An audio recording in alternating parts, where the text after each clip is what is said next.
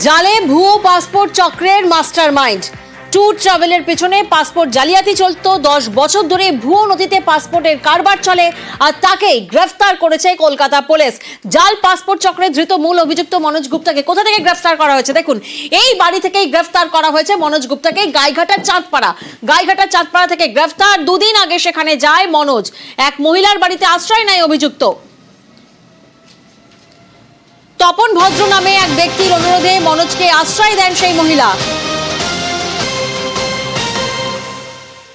অনিরুদ্ধ প্রতিনিধি এই মুহূর্তে আমাদের সঙ্গে রয়েছেন। অনিরুদ্ধ, এই যে বাড়িতে মনোজ গুপ্তা এসে আশ্রয় নিয়েছিল, এর আগেও কি এখানে তাকে আসতে দেখা গিয়েছিল কখনো?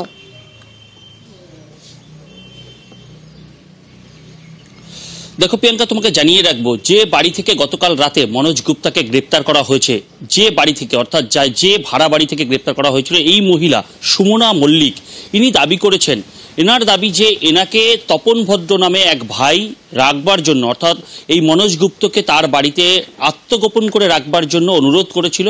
যে তার বাড়িতে সমস্যা আছে, মনোজ গুপ্তার বাড়িতে সমস্যা আছে, তেমনই তাকে জানানো হয়েছিল এবং দুদিনের জন্য এখানে থাকতে দেওয়ার জন্য অনুরোধ জানিয়েছিল। সেই মতোই এই সুমনা মল্লিক তার বাড়িতে, তার ভাড়া বাড়িতে রাখতে দিয়েছিল এই মনোজ গুপ্তাকে। আমি দেখানোর চেষ্টা করব যে এই বাড়িতেই ছিল গতকাল রাতে, এই বাড়ি থেকেই তাকে গ্রেপ্তার করা হয় এবং এই মহিলা অর্থাৎ এই সুমনা দেবীর দাবি যে তিনি এই মনোজ গুপ্তকে চেনেন না, তাকে তপন বাবু রাখতে দিয়েছিলেন বা থাকার জন্য আবেদন করেছিল বলেই বা এখানে আশ্রয় দেওয়ার জন্য বলেছিল বলেই তিনি আশ্রয় দিয়েছিলেন, তেমনই কিন্তু দাবি করেছেন। অন্যদিকে যে তপন ভদ্রের কথা এই মহিলা জানিয়েছেন, সেই তপন ভদ্রের বাড়িতে গিয়ে তার দেখা পাওয়া যায়নি।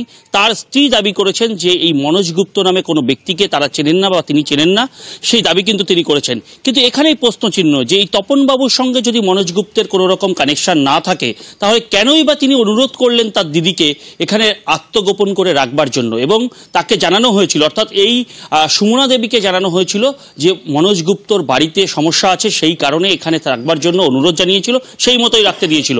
এবং এই সুমনা দেবী কিন্তু বারবার করে জানাচ্ছেন যে তার সঙ্গে এই মনোজ গুপ্তের কোনো রকম লিঙ্ক নেই, তিনি মনোজ গুপ্তকে চেনেন না। কিন্তু এখানেও একটা প্রশ্নচিহ্ন রয়েছে, কি করে এই মহিলা না চিনে তিনি এবং তার ছেলে এখানে থাকে, সেখানে একজন অপরিচিত ব্যক্তিকে তার বাড়িতে আশ্রয় দিল, তা নিয়েও কিন্তু প্রশ্নচিহ্ন রয়েছে।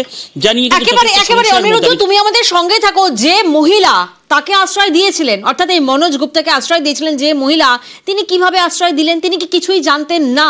শোনাবো তিনি কি বলছেন। কালকে মনোজ গুপ্তা এখান থেকে গ্রেপ্তার হয়েছে, আপনার সঙ্গে জানাশোনা ছিল? না স্যার, আমি চিনি না, জানি। এ বাড়িতেই তো থাকতো আপনার সঙ্গে বলছে? না স্যার, উনি প্রতিদিনকে রাত্রে এসেছে, এই পর্যন্ত আমি জানি। স্যার আমি কিছু বলতে। আপনার কি হয়? আপনার কি হয়? আমার কোনো কিছু হয় না। আমার এক রিলেটিভ আছে, উনি বলল 2 দিন এখানে থাকবে, বাড়িতে একটু সমস্যা হয়েছে, 2 দিন পরে চলে যাবে। আজকে সন্ধ্যাবেলায় উনি চলে যাওয়ার কথা। আপনি কি চেনেন ওনায়? না স্যার, আমি চিনি না। মনোজ গুপ্তাকে এখান থেকেই নিয়ে গেছে, তাই তো? কি বলেছে পুলিশ ওনাকে নিয়ে যাওয়ার সময়? কি বলেছে? কিছু বলেনি, খালি ওনাকে নিয়ে গেল আর খালি বললো যে ওর গার্লফ্রেন্ড কোথায়, এটাই জিজ্ঞাসা করলো। উনি কিসের কাজ করতো আপনি জানেন? না স্যার, আমি এই সম্বন্ধে কিছু বলতে পারবো না। শুনলাম আমরা সুমনা মল্লিক, তিনি যার ভাড়ার ঘরে চাঁদপাড়ার বাসিন্দা, তপন ভদ্র নামে এক ব্যক্তির অনুরোধে মনোজ গুপ্তাকে নাকি আশ্রয় দিয়েছিলেন। সেই তপন ভদ্রের বাড়িতে গিয়ে তো তার খোঁজ মেলেনি। কিন্তু তপন ভদ্রের স্ত্রী স্বপ্না ভদ্র, তিনি কি বলছেন শোনাবো। আপনি কি অন্তপন বাবু? আমি ওনার স্ত্রী। মনোজ গুপ্তা নামে কাউকে চিনেন? না, চিনি না। আপনার বাড়িতে এসেছিল? না। পাসপোর্ট কাণ্ডে গ্রেফতার হওয়া মনোজ গুপ্তা গাইঘাটা থানা এলাকার চাঁদপাড়া ঢাকুরিয়া যে বাড়ি থেকে গ্রেফতার হয়েছিল, সেখানে 2 দিন আগে এসেছিল, এক মহিলার কাছে আশ্রয় নিয়েছিল সুমনা মল্লিক। জাল পাসপোর্ট চক্রে ধৃত মূল অভিযুক্ত মনোজ গুপ্তা গাইঘাটা চাঁদপাড়া থেকে গ্রেফতার করেছে কলকাতা পুলিশ। এক মহিলার বাড়িতে আশ্রয় নেয় অভিযুক্ত। তপন ভদ্র নামে এক ব্যক্তির অনুরোধে মনোজকে আশ্রয় দেন সেই মহিলা। তপন ভদ্রের বাড়িতে গিয়ে অবশ্য তার খোঁজ মেলেনি। তবে সেই অঞ্চলে যারা থাকেন, অর্থাৎ স্থানীয়রা, তারা কি কোনোদিন কিছু টের পেয়েছিলেন? কি বলছেন ওনারা শোনাবো। এমনি ভাড়া দেওয়া থাকে, ভাড়া আছে। মনোজ গুপ্তা নামে পাসপোর্ট কাণ্ডের প্রধান যে মুখ আছে, তাকে এখান থেকে গতকাল গ্রেপ্তার করা হয়েছে। জানেন যে এত বড় চায়ের মাথায় এখানে থাকতেন? সে ব্যাপারে কোনো আমাদের জানা নেই কিছুই। ভাড়া ছিল এটুকু জানি, এবং এই গেটটা সবসময় লক করাই থাকে, মেইন গেট। ভিতরে বা বাইরে ওনারা যখন বেরোয়, আর ভিতরে আর একজন ভাড়া আছেন, বয়স্ক মহিলা, তারাও সবসময় যখনই বেরোন না দেখানো মানে গেটটা তালা দিয়েই করা থাকে, আবার যখন ঢোকে তালা দিয়ে দেয়। একদিকে আমরা দেখলাম গাইঘাটা থেকে মনোজ গুপ্তাকে গ্রেফতার করা হয়েছে, অর্থাৎ জাল পাসপোর্ট চক্রের মাস্টার মাইন্ডকে গ্রেফতার করা হয়েছে। অন্যদিকে এবার থেকে পাসপোর্ট ভেরিফিকেশনের জন্য বেশ কিছু পরিবর্তন আনা হচ্ছে, পুরো সিস্টেমকে ঢেলে সাজানো হচ্ছে। ডাকযোগ আবেদনকারীর কাছে পাসপোর্ট পৌঁছে দেওয়ার ক্ষেত্রে আরো সজাগ হওয়ার কথা জানিয়েছেন ডিজি। পোস্ট অফিস ছাড়াও অন্য আরো এজেন্সিকে এই কাজে ব্যবহারের কথা তিনি জানান। Couple of things which are from the passport verification for the police which is given is that police authorities are not required to verify the identity of the applicant in the PVR. The police authorities are not required to verify the address of the applicant.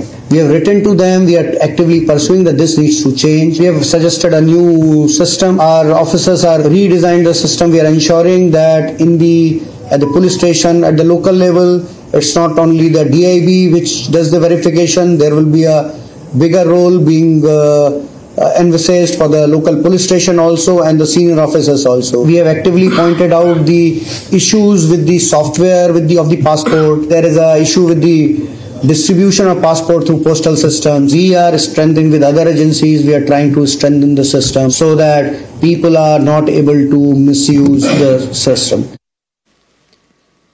আর এরই মধ্যে গতকালই রাজ্যে ফের গ্রেফতার করা হয় বাংলাদেশি অনুপ্রবেশকারীকে। মুর্শিদাবাদে 3 জন এবং উত্তর 24 পরগনা থেকে 2 জন অনুপ্রবেশকারী গ্রেফতার করা হয়েছে। বাংলাদেশি অনুপ্রবেশকারী নিয়ে কলকাতা পুলিশও এখন সতর্ক, বিভিন্ন এলাকায় নজরদারি চলছে বলে জানান পুলিশ কমিশনার মনোজ বর্মা।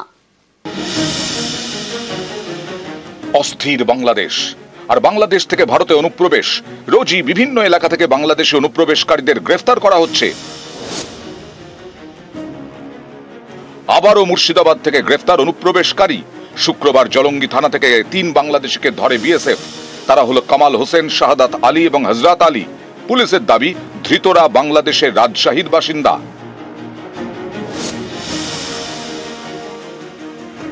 উত্তর 24 পরগনার বাগদায় গ্রেফতার 2 অনুপ্রবেশকারী। তারা বাংলাদেশের বাগেরহাটের বাসিন্দা, একজন দুলাল শেখ আর একজন পারুল বেগম। শুক্রবার বাগদার বইকোলো থেকে তাদের গ্রেফতার করে পুলিশ। তদন্তকারীদের দাবি ধৃতরা মাস 6 আগে বাংলাদেশ থেকে ভারতে অনুপ্রবেশ করে। অনুপ্রবেশকারীদের ধরপাকড় শুরু হতেই বাংলাদেশে পালানোর ছক করেছিল। কেউ সদ্য ঢুকেছিল, কেউ কয়েক মাস ধরে রয়েছে। সম্প্রতি এমনই 2 বাংলাদেশি অনুপ্রবেশকারীকে গ্রেফতার করে কলকাতা পুলিশ। এদের মধ্যে একজন আবার বিএনপি নেতা সেলিম মাতব্বর। বৃহস্পতিবার রাতে মোহাম্মদ আবিদুর রহমানকে গ্রেফতার করে কলকাতা পুলিশ। তার থেকে বিভিন্ন সরকারি নথি এবং ভারতীয় পাসপোর্ট উদ্ধার হয়েছে।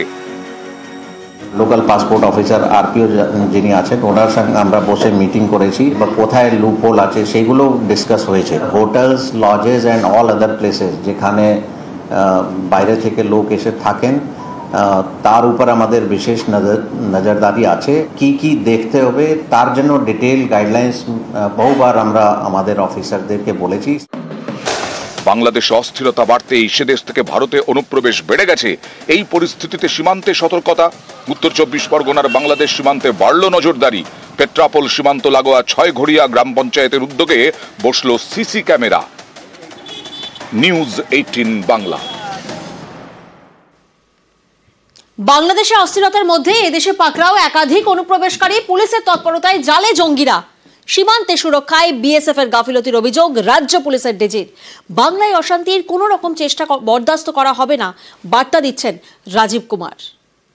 The situation in the neighboring country is fragile. We don't want people to use it as a stick to create issues and problems here, including communal harmony. Border management is done by BSF. And in spite of the fact that there has been a lot of lapses, in a sense that these people who crossed over, our teams, specialized teams have been very effective in neutralizing them and arresting them and sending them where they deserve to be.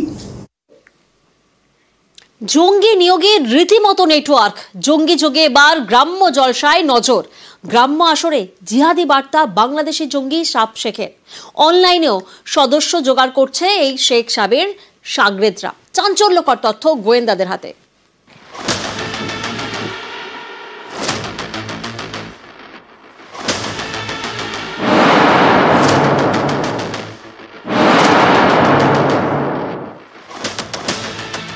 কদিন কদিন আগেই Assam STF এর হাতে গ্রেফতার হয় বাংলাদেশের জঙ্গি মোহাম্মদ সাদ ruddy ওরফে সাব শেখ। মুর্শিদাবাদের হরিহরপাড়া থেকে গ্রেফতার হয় আনসারুল্লাহ বাংলা টিমের দুই জঙ্গি আব্বাস আলী এবং মিনারুল শেখ। সময় যত এগোচ্ছে সামনে আসছে চাঞ্চল্যকর সব তথ্য। তদন্তকারীরা জানতে পেরেছেন জঙ্গি নিয়োগে গ্রাম্য জলসায় সক্রিয় এবিটি।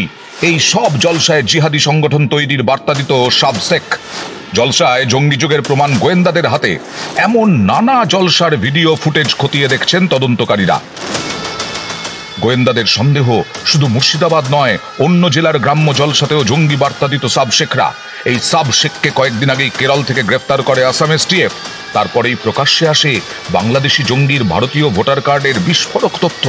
জানা যায় সাবের নামে রয়েছে দুটি ভোটার কার্ড, একটি মুর্শিদাবাদের হরিহরপাড়ার ঠিকানায় আর একটি নওদার ঠিকানায়। কিন্তু এসব হলো কিভাবে? গাফিলতিতে এই জঙ্গির জোড়া ভোটার কার্ড।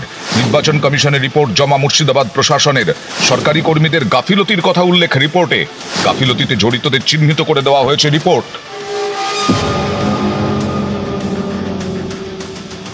শুক্রবারই আসাম এসটিএফ এর হাতে ধরা পড়ে আরেক এবিটি জঙ্গি শাহিনুর ইসলাম। তাকে জেরা করেও একের পর এক চাঞ্চল্যকর তথ্য পেয়েছেন গোয়েন্দারা। জানা গেছে ধৃত বাংলাদেশি জঙ্গি সাব শেখের ঘনিষ্ঠ শাহিনুর ইসলাম। শাহিনুর ইসলাম এবিটি জঙ্গি সাব শেখের ডান হাত। অনলাইনে জঙ্গি নিয়োগ করত শাহিনুর, সোশ্যাল সাইটে জিহাদি বার্তা দিত সে। গোয়েন্দারা আরও জানতে পেরেছেন ধৃত জঙ্গি আব্বাস আলীর হরিহরপাড়ার মাদ্রাসাতেও গিয়েছিল শাহিনুর ইসলাম। সেখানেও শাহিনুর জিহাদের পাঠ দিত বলে জানতে পেরেছেন তদন্তকারীরা। আসাম এসটিএফ এর জালে আনসারুল্লাহ জঙ্গি শাহিনুর ইসলাম। শাহিনুরের কাছে দুটি বই উদ্ধার করে আসাম পুলিশ। তার মধ্যে একটি নাজিবুল্লাহ হাক্কানির লেখা। জামাতুল মুজাহিদিনের জঙ্গি নেতা নাজিবুল্লাহ হাক্কানি। নাজিবুল্লাহ হাক্কানির বই পড়ানো হয় জঙ্গি প্রশিক্ষণে। 2020 সালে কলকাতা পুলিশের জালে ধরা পড়ে নাজিবুল্লাহ। নিউজ 18 বাংলা।